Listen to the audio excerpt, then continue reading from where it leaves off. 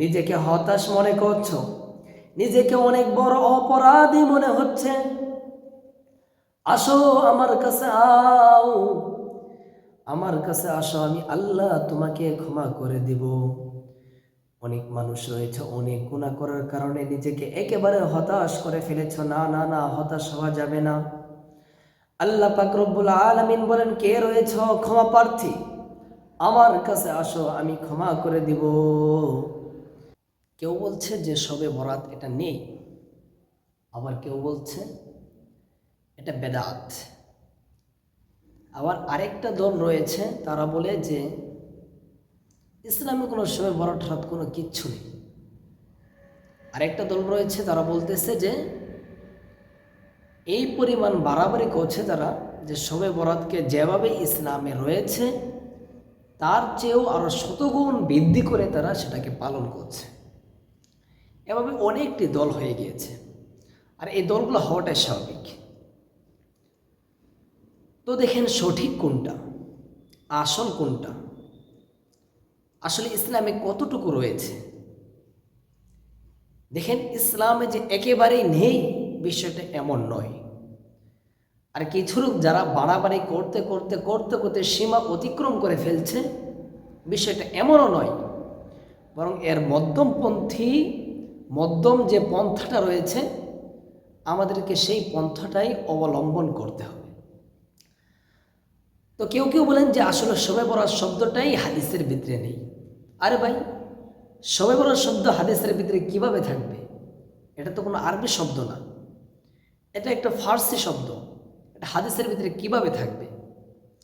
তো এটা কি আসলেও কি হাদিসের ভিতরে নেই? তো দেখি আমরা হাদিসের ভিতরে, যে হাদিসের ভিতরে কি রয়েছে।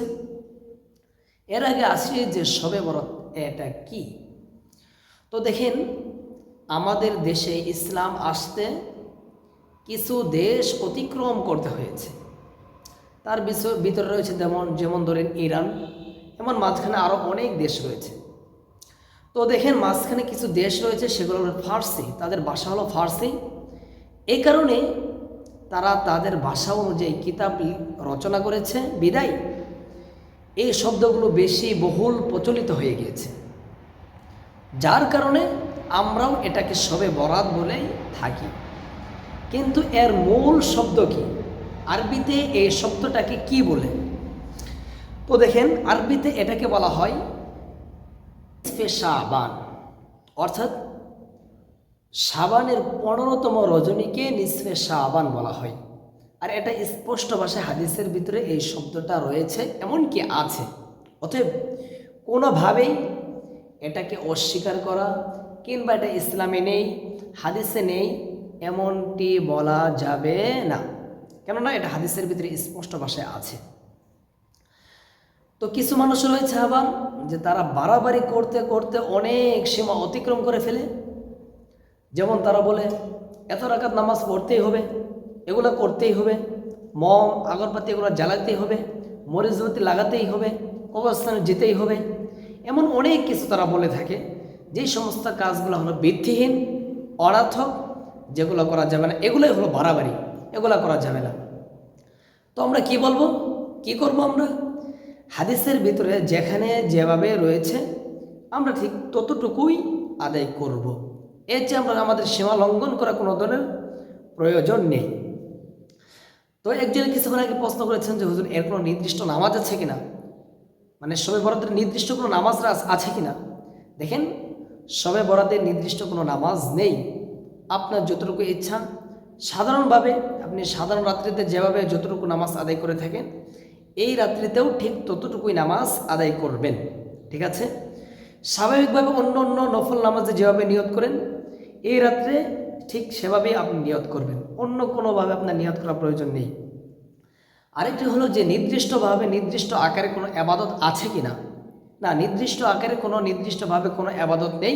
আপনার যতটুকু মন চাই ততটুকুই আবাদত করবেন। কথা কি বুঝাইতে পেরেছি? তো এই রাতের ফজিলত কেমন, এ সম্পর্কে হাদিসের ভিতরে কি আসছে? মুসলমান ভাইরা আমার কথাগুলো দিল দিয়ে বুঝবেন।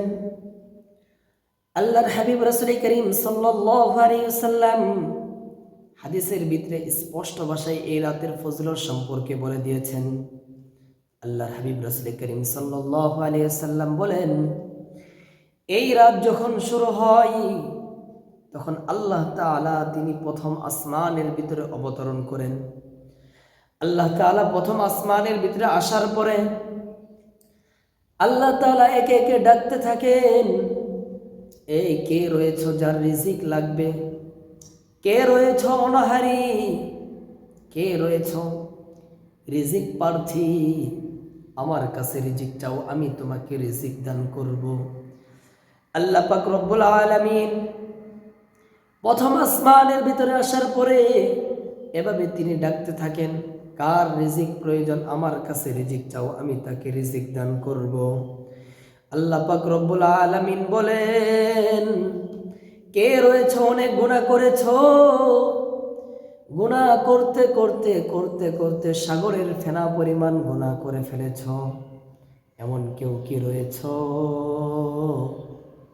কে রয়েছ অনেক গুনাহ করেছ, গুনাহের কারণে হতাশ হয়ে যাচ্ছ, নিজেকে হতাশ মনে করছো, নিজেকে অনেক বড় অপরাধী মনে হচ্ছে, আসো আমার কাছে আও, আমার কাছে আসো, আমি আল্লাহ তোমাকে ক্ষমা করে দিব।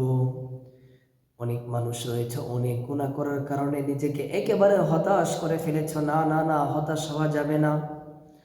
আল্লাহ পাক রব্বুল আলামিন বলেন, কে রয়েছ ক্ষমা প্রার্থী, আমার কাছে আসো, আমি ক্ষমা করে দিব। দেখেন, দুনিয়ার মানুষের একটা স্বভাব হলো, দুনিয়ার বিচারকের একটা স্বভাব হলো, তারা অপরাধীকে খুঁজে তাকে শাস্তি দেওয়ার জন্য, তারা অপরাধীকে খুঁজে তাকে কারাবন্দি করার জন্য, তারা অপরাধীকে তারা খুঁজে যেভাবে তাকে শাস্তি দেওয়ার প্রয়োজন সেভাবে তাকে শাস্তি দেওয়ার জন্য। কিন্তু আল্লাহ পাক রব্বুল আলামিন কেমন দয়াময়, আল্লাহ পাক রব্বুল আলামিন কেমন বিচারক, কেমন মালিক, যে মালিক আপনাকে আর আমাকে খুঁজে ক্ষমা করার জন্য, যে মালিক অপরাধীকে খুঁজে তাকে ক্ষমা করে দেওয়ার জন্য, যে মালিক খুঁজে জাহান্নামীকে জান্নাতে পৌঁছিয়ে দেওয়ার জন্য, কেমন একজন মালিক পেয়েছি আমরা। মুসলমান ভাইরা আমার কথাগুলো দিল দিয়ে বুঝবেন। আল্লাহর হাবিব রাসূল করিম সাল্লাল্লাহু আলাইহি ওয়াসাল্লাম হাদিসের ভিতরে বলেন যে এভাবে আল্লাহ তাআলা ফজর পর্যন্ত তার বান্দাদেরকে ডাকতে থাকে, বান্দা কার রিজিক লাগবে, আসো আমার কাছে রিজিক চাও, আমি তোমাকে রিজিক দান করব। বান্দাকে অনেক গুনাহ করেছ, আসো আমার কাছে আসো, আমি তোমাকে ক্ষমা করে দিব। বান্দা তোমার কি প্রয়োজন, তুমি আমার কাছে আসো, আমি তোমাকে ক্ষমা করে দিব।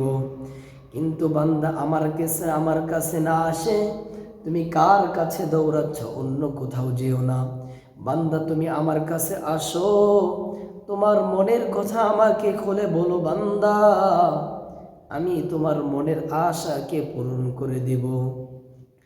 বান্দা তুমি একটা ভালো চাকরি চাচ্ছ, পাচ্ছ না, বান্দা তুমি আমার কাছে আসো, আমার কাছে এসে বলো মালিক আমাকে একটা ভালো চাকরির ব্যবস্থা করে দাও। মালিক তোমাকে আমাকে অবশ্যই চাকরির ব্যবস্থা করে দিবে। মুসলমান ভাইরা আমার কথাগুলো দিল দিয়ে বুঝবেন। আল্লাহ পাক রব্বুল আলামিন আপনাকে আর আমাকে এভাবে দেওয়ার জন্য, ক্ষমা করার জন্য তিনি প্রথম আসমানে চলে আসেন। তো দেখেন, যদি এই রাত্রির ফজিলত নাই থাকতো তাহলে কোশ্চিন কালেও রাসূল করিম সাল্লাল্লাহু আলাইহি ওয়াসাল্লাম হাদিসের ভিতরে এভাবে বলতেন না।